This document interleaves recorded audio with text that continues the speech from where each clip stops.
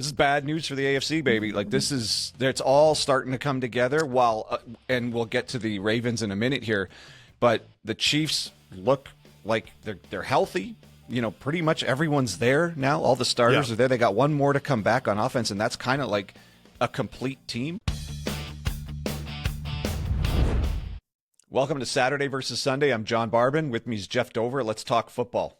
We're just a couple of football fans. We watch college and NFL football, and this is our review of the Baltimore-Kansas City game. What are your initial thoughts? The Chiefs are getting healthy at the right time. I was going to say the Chiefs are back, because this is what I thought they looked like, not even last year, but the year before that, where there was a bit more dynamic offense. Defense is still really good. They really handled Baltimore. Now, the Lamar Jackson injury didn't help. I think if you're the Ravens fan, but this is the Chiefs that I remember from before. Yeah, my other note is they look really good with Worthy back. Yeah, we underestimated how important he was.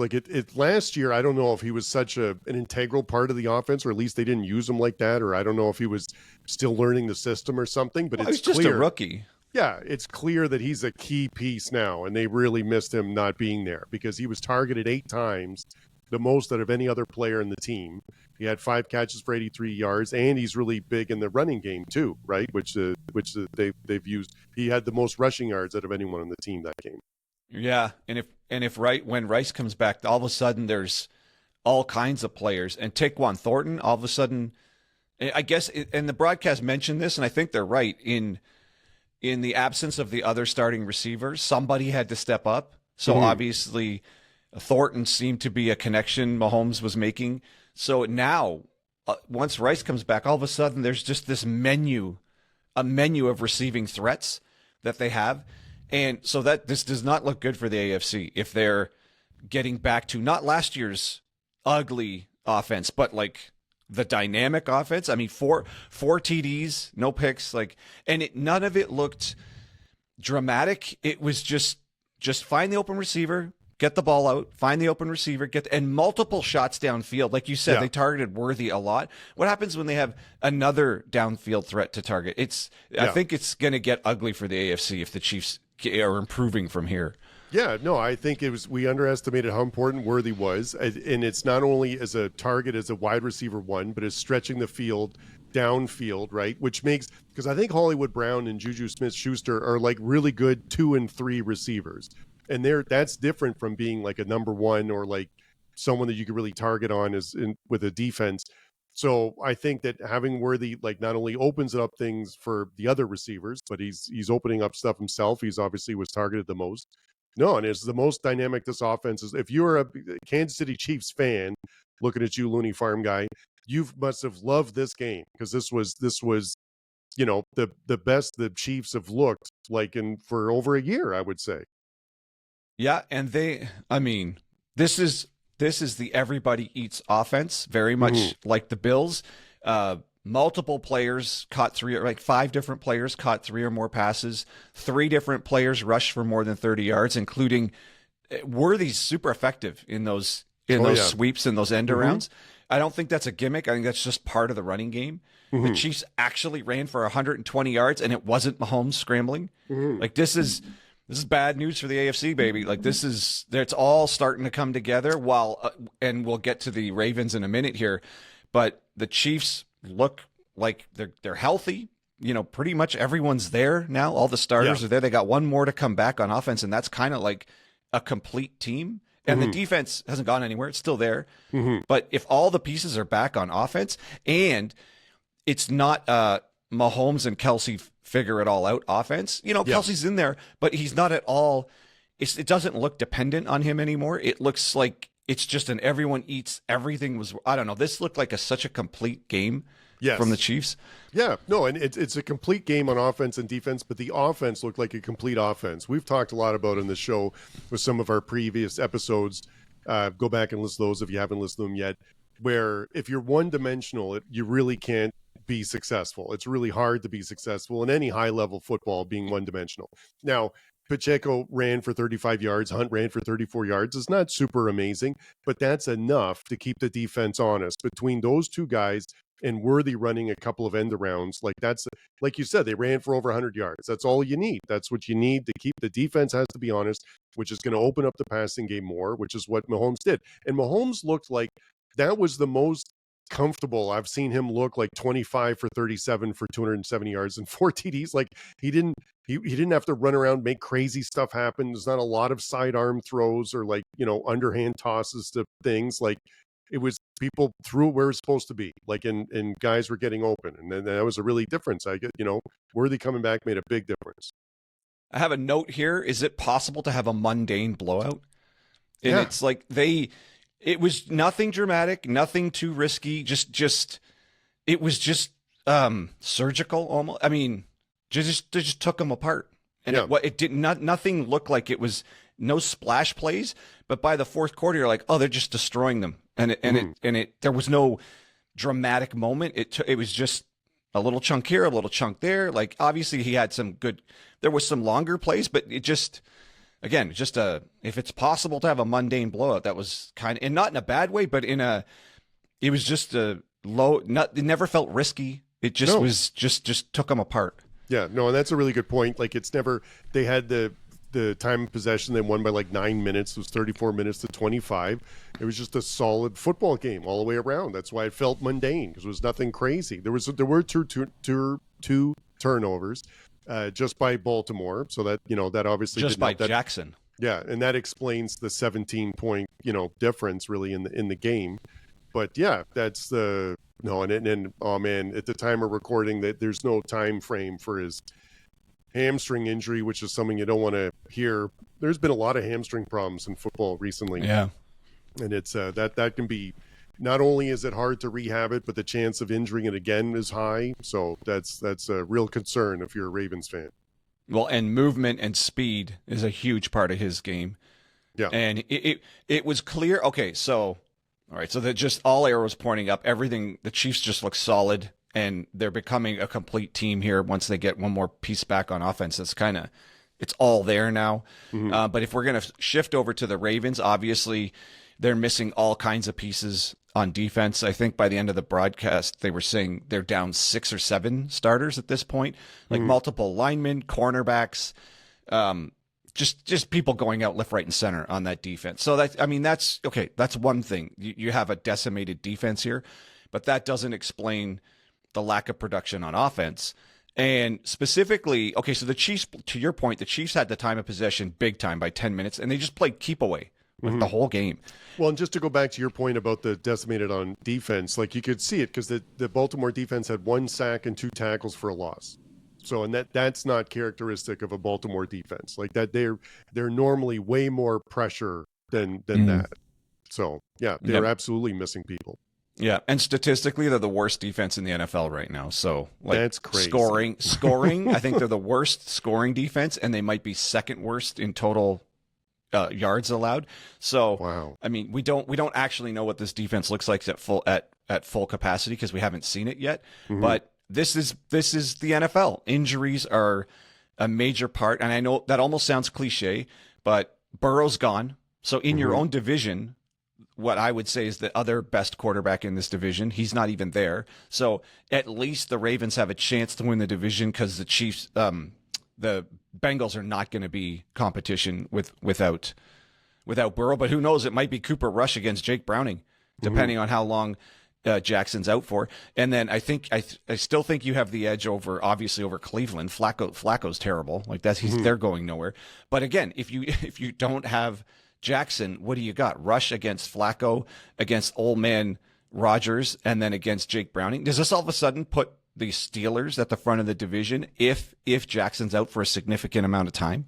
Yeah, I think it does. I mean, they're 3-1 right now, and without Burrow, like, and if the Ravens aren't there, we don't have to worry about Cleveland. So it's a pretty crazy statement. Yeah. Now, it's 4 games in. Okay, it's 4 games in. There's a lot of games left to play. I'm not writing the Ravens off now, but 1-3 is not a good start. But man, if the hamstring lingers, or if they're going to have other problems with that, it's going to be a challenge. Yep. and Jackson was responsible for both turnovers. I mean, Leo Chanel, that is a stellar interception. Like that, Yes. that was awesome. But then the fumble, he just bumped into his own man, and he just looked too casual carrying the ball. Like obviously he's got supreme confidence when he's scrambling, but you can't just be handling it with one hand in a mess like that. And this reminds me of the fumble he had against the Bills in the playoffs. He's just too casual with the ball, and I think it's just rooted in maximum confidence. Like he just knows he can get out of trouble, but you just can't be one-handing the ball when you're in that much chaos and that much trouble. That's a good point about the playoffs, because traditionally, they don't turn the ball over during the regular season. They have an amazing regular season, and that's what's really done them in the last couple of years, I believe, in the playoffs for these turnovers, and especially from Jackson, that he's, throwing interceptions that he doesn't normally or fumble that he doesn't normally. So this feels like the first time it's sort of crept up now in the regular season, right? And at a time where there's a big difference going 2-2 and 1-3. Like that feels really different, So it's it's not a good time for the turnovers to start happening. No, the statistical probability of making the playoffs at 1-3 is like less than 30%. At 0-3, it's like 2. At 1-3, it's less than 30. And so we're 4 games into the season. Derrick Henry's fumbled in each of the first 3. Goodness. And here Jackson accounts for 2 turnovers in this one. So I have another note saying the Ravens' best players are letting them down again. Yep. It's just, and it's bad because since the defense is so decimated, you kind of need the offense to pick them up, and the offense is not picking them up at all. The offense keeps blowing it. So, I mean, the only saving grace might be all the injuries in their own division, and just they're all that is there is Browning, Flacco, and can you beat Rodgers? It's because now they have no chance at being a number 1 seed.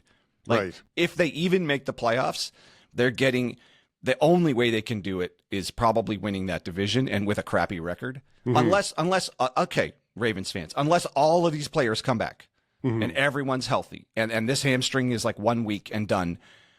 The way they're playing now, with the defense being worse than the league, and let's account for the fact that it's just missing players.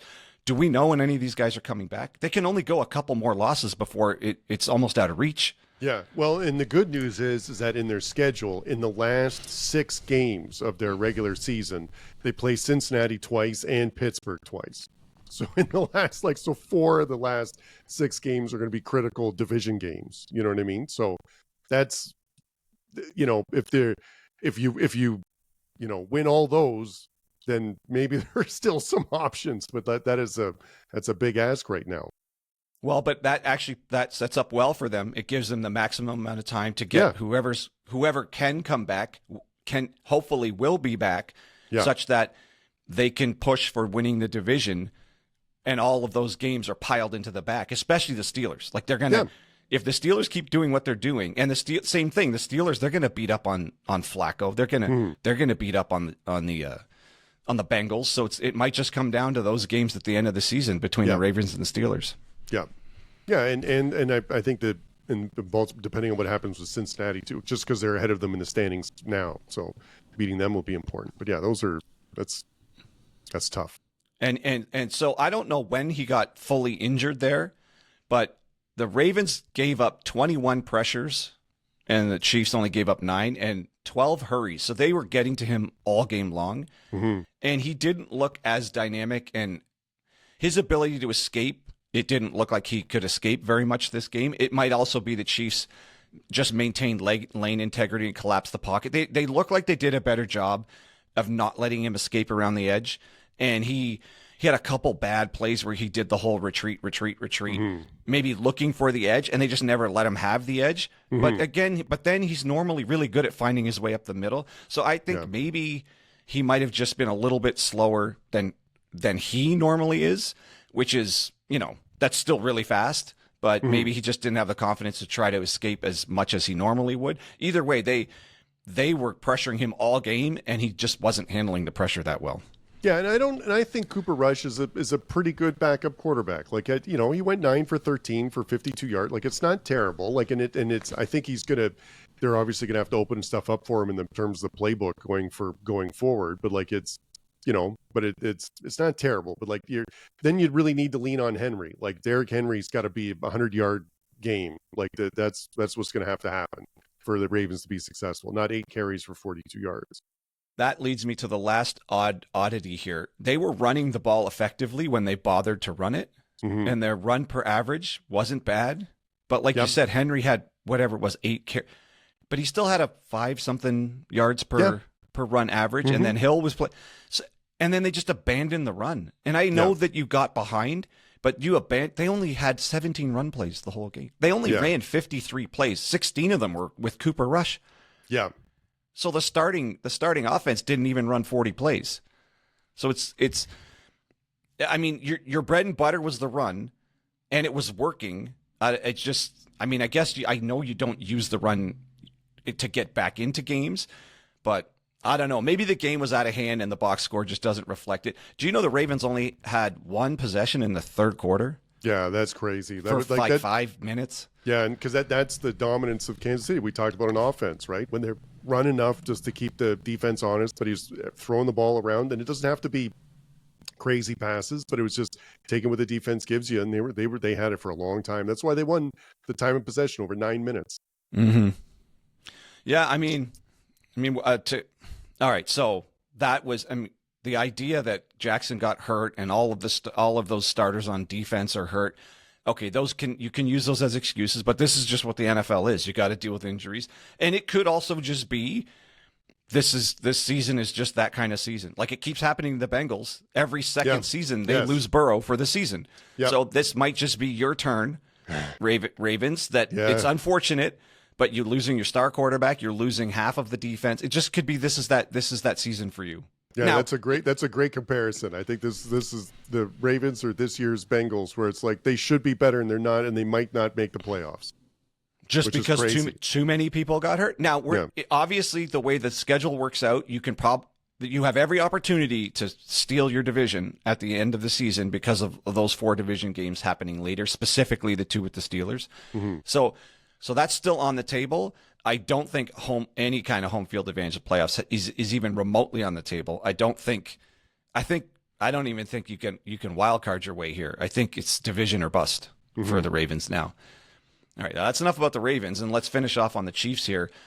It looks like in the reverse, it looks like they're getting all their players back and they're healthy, all happening right now. Mm-hmm. And this is. We're about to do the Giants Chargers coverage, and they just lost Joe Alt. So things are lining up for the Chiefs. The Ravens are all banged up. They just beat them, and the Chargers are starting to drop like flies. Mack is out now. Both of their best starting tackles are out. Mm-hmm. So the Chiefs are getting healthy and getting the full team back just at the right time to go on a run and kind of weather this early, 1-2 start here. And it's arrows are pointing up big time for the Chiefs right now. Mm-hmm. Yeah, and they've got Jacksonville and the Raiders coming up in the schedule, and so it's they're in a good position. Sure are. All right, I think it's a good place to leave this one. Yep. All right. All right, so if you're still with us, we appreciate you checking out the channel. We know it's pretty small. We just started it last year, so we super appreciate you checking us out and the support. And if you would like to support us, a like really helps, and a subscribe really helps. And if you'd like to share it with somebody you think might enjoy our content. All right, so for Jeff Dover, I'm John Barban, and that's your Saturday versus Sunday podcast.